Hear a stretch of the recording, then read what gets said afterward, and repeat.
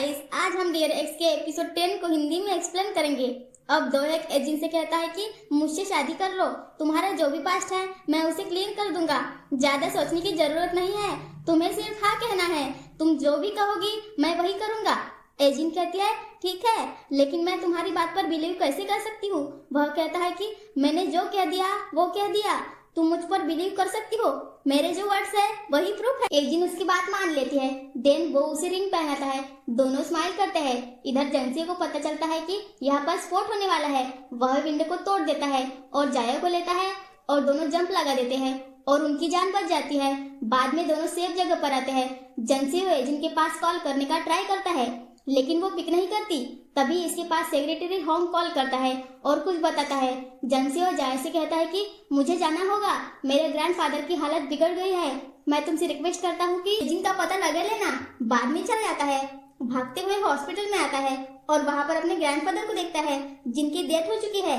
अगले सीन में उनका फ्यूनरल होता है, सभी लोग वहाँ पर आते हैं। जेंसियों की माँ भी वहाँ पर आती है जिसने अलग कपड़े पहने हुए थे। सभी उनको देख रहे होते हैं। वह फोटो के पास आती है, फ्लावर को रखती है, फिर अपने बेटे को देखती है और हक करती है। बाद में खाना खाने के लिए जाती है। बाद में जायो भी वहाँ आता है, जेंसियों से बात करता है और कहता है कि मैंने एजेंट का पता लगा लिया है, उसने कहा है कि वो मुझसे बाद में बात करेगी। अगले सीन में सियोंग ही को देखते हैं जो कि एक स्टोर में आती है जिसने एजेंट की चीजें पहले ही चुरा ली थी और उन्हें बेचने का ट्राई करती है, लेकिन तभी पुलिस आती है और उसको अरेस्ट कर लेती है। अगले सीन में पुलिस स्टेशन में होती है। पुलिस वाला एजेंट से बात कर रहा होता है। सियोंग ही पुलिस वाले से कहती है कि उसने कहा होगा कि यह सब चीजें मैंने उसे दी थी ताकि वह बेच सके। पुलिस वाला हाँ कहता है और उसको जाने देता है। सियोंग ही घर पर आती है, सामने एजेंट होती है और कहती है कि तुम्हारी वजह से अब मेरे पास पुलिस के कॉल भी आते हैं। सियोंग ही कहती है कि मैं तुम्हारे लिए कर रही थी, तुम्हारे पास कोई पैसा नहीं है, तुम जॉबलेस हो, मैं बेचकर पैसा कमाने वाली थी और 50-50 कर लेते। एजेंट उसको देखती है और कहती है कि तुम्हारा तो क्या ही कहना। बाद में रूम में जाने लगती है। सियोंग ही कहती है कि चलो 40-60 कर लेते हैं, लेकिन वह उसको नोटिस नहीं करती। वही हम फ्यूनरल में देखते हैं, जिशन खाना खा रही होती है, साथ में तमाशा करती है, चिल्लाती है। तभी वहाँ पर मिस्टर होंग को देखते हैं, उसको अपने पास ले आती है, अल्कोहल पीने के लिए कहती है, लेकिन वह नहीं पीता। बाद में प्रॉपर्टी की बात करने लगती है और पूछती है कि किसको मिलेगी, इसमें मेरा हिस्सा कितना होने वाला है। लेकिन होंग ने कह दिया था कि तुम्हें कुछ नहीं मिलेगा, यह सब जेंसियों को होने वाला है। मैंने पता किया है कि आपकी कोई भी ब्लड लाइन नहीं है। तभी जेंसियो भी वहाँ पर आ जाता है। जीसन चिल्लाती है और कहती है ठीक है, फिर जेंसियो के बारे में क्या उसकी कोई ब्लड लाइन है? वह भी उससे रिलेटेड नहीं है। जेंसियो अपनी माँ से पूछता है कि आप ये क्या कर रही हो? जीसन चिल्लाती है, कहती है कि हाँ तुम नाजायज हो, मैंने तुम्हारी परवरिश की है, मुझे इसके बदले पैसा चाहिए। बाहर आकर जेंसियो अपनी माँ से बात करता है और कहता है कि आपने सिर्फ मेरी परवरिश की ताकि मैं उनका वारिस बन जाता, क्या तुम यही कहना चाहती हो? वह हाँ कहती है। जिसन कहती है कि यह बात तो एजेंट को भी पता है, जब वह 9 साल की थी तब उसे पता चल गया था, इसी बात को लेकर वह मुझे ब्लैकमेल किया करती थी। जेंसियो कहता है कि क्या आप इसीलिए उसको मारा करती थी? मुझे एक बात समझ नहीं आ रही है, मुझे पता था कि आप एक बुरी इंसान हैं, लेकिन फिर भी मैंने तुम्हारी हेल्प की क्योंकि मुझे तुम पर दया आ गई थी। जिसन कहने लगती है कि मैंने यह सब तुम्हारे लिए किया था ताकि तुम्हें एक अच्छा डैड मिल सके। अगले सीन में एजेंट को देखते हैं जो कि लेटी हुई थी। तभी वहाँ पर सॉन्ग ही आती है और कहती है कि जब मुझे स्कूल से निकाला गया था तब तुम्हें पता था कि उसके बाद मेरी फैमिली तबाह हो गई थी, क्या तुम्हें कभी रिग्रेट हुआ था? मुझे पता है कि देर हो गई है, लेकिन तुम्हें सॉरी कहना चाहिए। एजेंट कहती है कि मैं सॉरी क्यों कहूंगी, सॉरी वो कहते हैं जो कुछ गलत काम करते हैं, लेकिन मैंने कोई गलत काम नहीं किया है।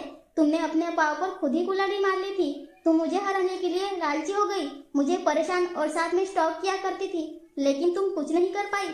तुम ऐसा मान सकते हो कि तुम अनलकी थी। अगले सीन में संजय को देखते हैं जो कि एजेंट से मिलने के लिए आता है, कॉल करता है लेकिन वो पिक नहीं करती। एलिवेटर का डोर ओपन होता है और सामने एजेंट ही होती है। संजय कहता है तुम मेरी कॉल पिक क्यों नहीं कर रही हो? एजेंट कहती है कि मुझे पता है कि तुम्हारे ग्रैंडफादर की डेथ हो गई है, तुम्हारे पास कॉल करने वाली थी, मैं तुम्हें बाद में कॉल करूंगी, और जाने लगती है। वह उसको पकड़ता है और कहता है कि तुम मुझे कब कॉल करने वाली हो? एजेंट चिल्लाती है और कहती है कि तुम मुझे ऑर्डर देने वाले होते कौन हो?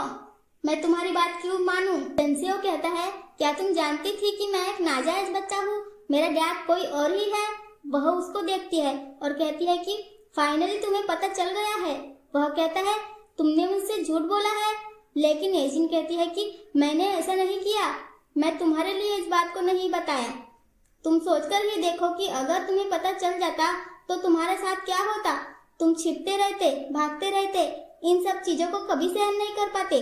लेकिन संजय कहता है कि मैं तुम्हारे लिए कुछ भी सहन कर सकता था, तुम्हें मुझे बताना चाहिए था। अपनी गाड़ी में बैठकर चला जाता है, पुल के पास आता है और जोर जोर से रोने लगता है। अगले सीन में एजिन को देखते हैं जो कि एक बड़ी सी हवेली में आती है और सभी सर्वेंट उसको रिस्पेक्ट देते हैं। गोम नाम की वुमन देखते हैं जो कि इसे उसके रूम में ले आती है। एजिन अपने वेडिंग के कार्ड को देखती है, साथ में फ्लाइट की टिकट होती है और इटली में इनकी शादी होने वाली है। जायो अपनी शॉप में होता है, उन दोनों की शादी की न्यूज को देख रहा होता है। उसका दोस्त उसको नोटिस करता है और टीवी बंद कर देता है और कह रहा होता है तुम क्या देख रहे हो। जायो फोटो को दिखाता है और कहता है क्या तुम इसको जानते हो। वो हाँ कहता है और कहता है कि हाँ, इसका नाम दोहेक है, यह बहुत ही अच्छा इंसान है और चेबुल फैमिली से है। इसका नाम सुनकर तो स्टोकर भी भाग जाते हैं। अब तुम इस लीग में नहीं हो, इसीलिए एजिन के बारे में भूल जाओ। वह बाहर देखकर कहता है कि मुझे भी लगता है कि हमारा सफर इतना ही था। जशी अपने घर पर होता है, वह भी कहीं जाने वाला है। इसके पास लीना कॉल करती है। अगले सीन में एयरपोर्ट पर होता है, लीना से बात करता है। लीना बता रही होती है कि मैं फॉरेन जाने वाली हूँ और मुझे नहीं पता कि मैं कब वापस आऊंगी। जंसियो कहता है कि कभी मेरे पास टेक्स्ट कर लेना, लेकिन लीना कहती है कि मैं ऐसा नहीं करूंगी। अगर मैं ऐसा कर देती हूँ तो मुझे तुम्हारे पास आना होगा। वैसे मैं तुम्हें जाते टाइम एक एडवाइस देना चाहूंगी, अब तुम्हें एजिन से दूर रहना चाहिए, अपनी लाइफ पर फोकस करो। जंसियो कहता है कि मैं ऐसा ही करने जा रहा हूँ, अब मैं लिखने वाला भी नहीं हूँ, मैं खुद के लिए टाइम निकालूंगा। लीना उसको बाय करती है और चली जाती है। एजिन हवेली में होती है, उसकी काफी खातिरदारी की जा रही थी। वह हवेली में घूमने लगती है और थर्ड फ्लोर पर आती है। वह एक डोर को देखती है जिस पर लॉक लगा हुआ था। गोंग से कहती है मुझे अंदर जाना है, स्टडी करनी है, लेकिन गोंग कहती है कि ऐसा नहीं हो सकता, इसकी परमिशन आपको नहीं है।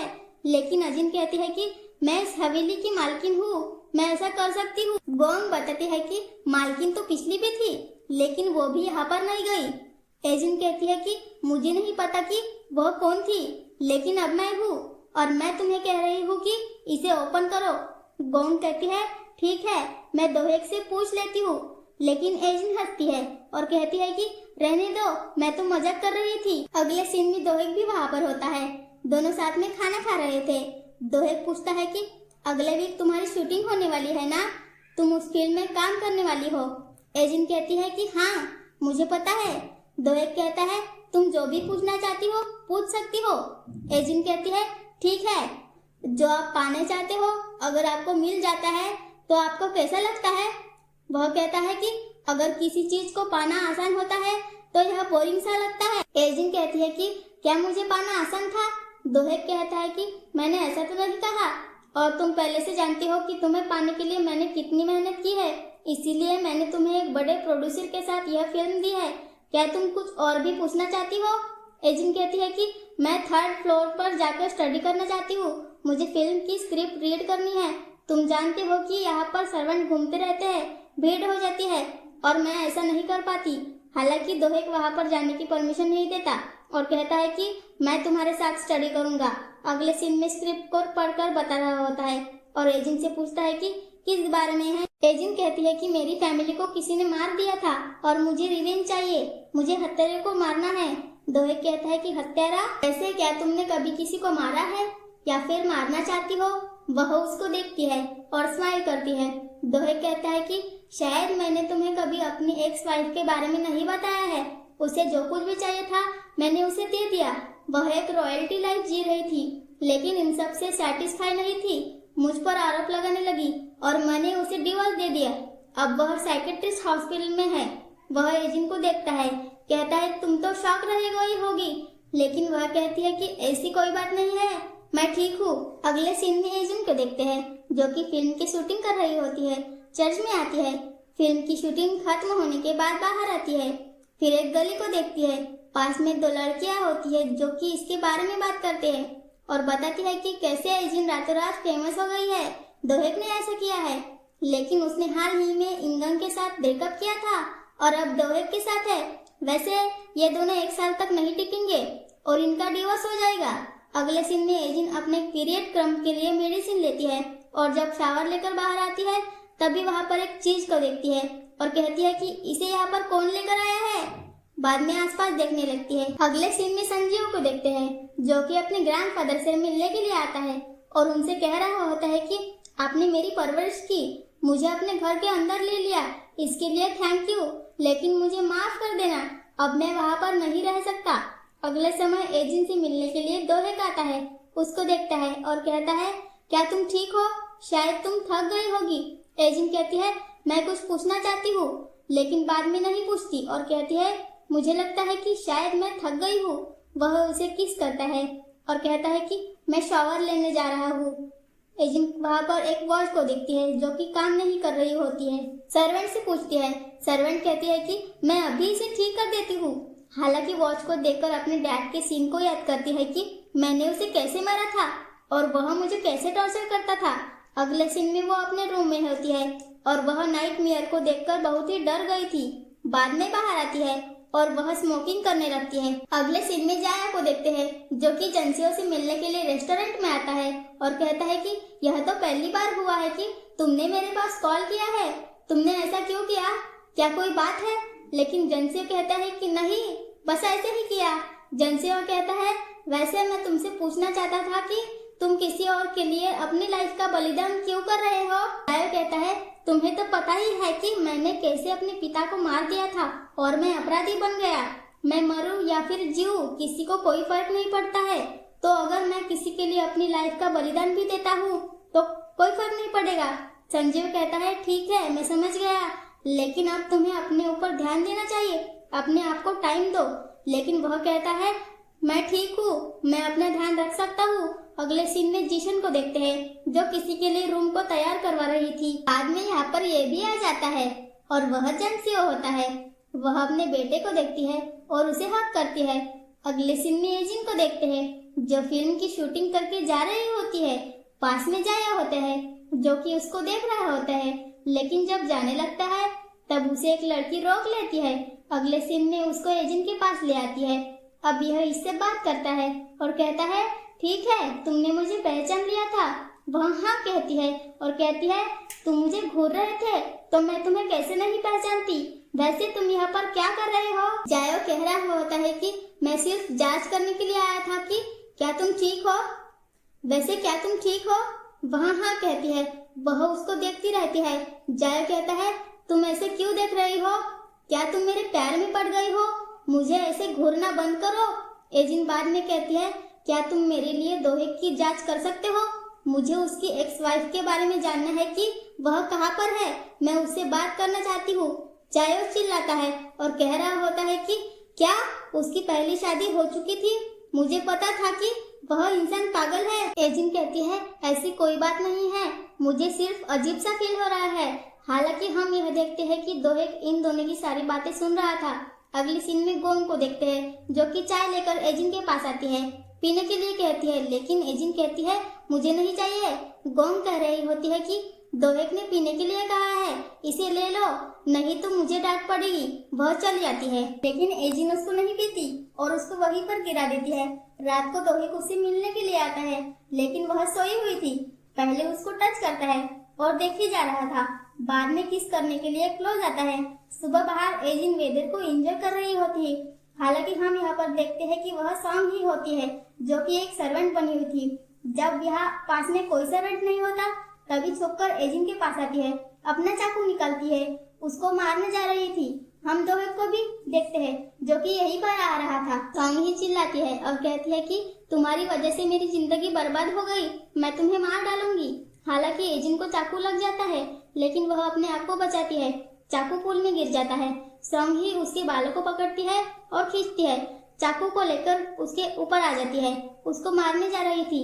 साथ में यह भी कहती है कि तुम्हारी वेडिंग होने वाली है, लेकिन तुम्हें क्या लगता है कि ये क्या है, क्या यह ब्लेसिंग है या फिर कर्ज? तुम्हारा पति आगे कुछ कहने जा रही थी, लेकिन तभी एजिन चाकू को लेती है उसके पेज पर मार देती है। सॉन्ग ही चिल्लाने लगती है। पीछे यहाँ पर दोएक भी होता है जो कि इन दोनों को देखे जा रहा था। एजिन नीचे लेटी होती है और हंसने लगती है और इसी के साथ ये एपिसोड यहीं पर खत्म हो जाता है। सो मिलते हैं नेक्स्ट एपिसोड में। Thank you for watching.